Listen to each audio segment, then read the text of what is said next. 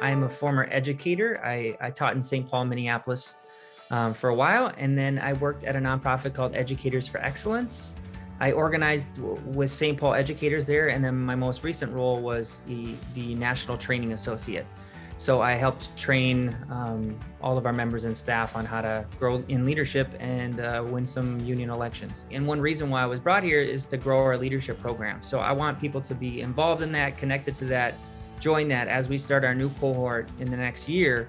I would love for, that's my skill and my forte is to build leadership skills in adults so that they can step into their power, acknowledge that, and then connect together. I get inspired when people organize. So that's what I've done for years. When I see Amazon workers trying to unionize, when I see, educators going on strike for students, when I see, people rising up and using their grassroots influence together to say, like, we don't like this is what we want, that's inspiring. And when I think about people, though, my mom is someone who inspires me, but she's not a person who would organize. And what inspires me about her is she's been a single mom. She raised me for the most part by herself. And what's been really great is she continues to help and raise me still. I'm a single parent too of twin boys, and she's constantly helping me to support me to do the work that I want to do on my own by watching my kids and just being a part of my growth as a human being. And so I look to her as my hero, someone who I really vastly appreciate and constantly give massive big hugs and besos to. She's the best. I have a 99-year-old Lita, and she is fragile. My family was taking care of her in rotations to try to make sure that she was cared for. But what was so hard is they all got sick. And so, there's nothing more frightening than knowing that your family all has like a disease that could kill them. And it was terrifying. But what I'm grateful for is we were all able to heal, right? To be okay. And Lita's all right.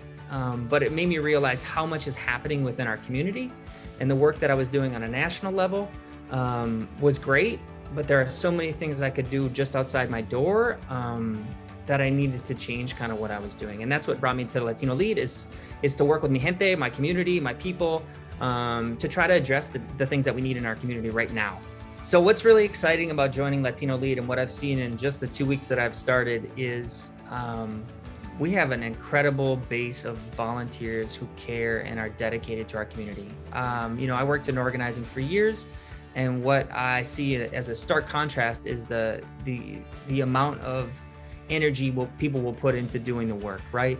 I think we feel it in our souls to try to step forward and do what we can. And I see that already.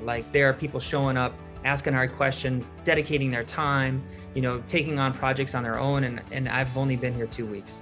And so what I'm excited to see is what we can accomplish in 1 month, 6 months, 1 year, 3 years, 5 years, because that's dangerous. When people have passion and can work hard at what they want and together in a goal, that's exciting.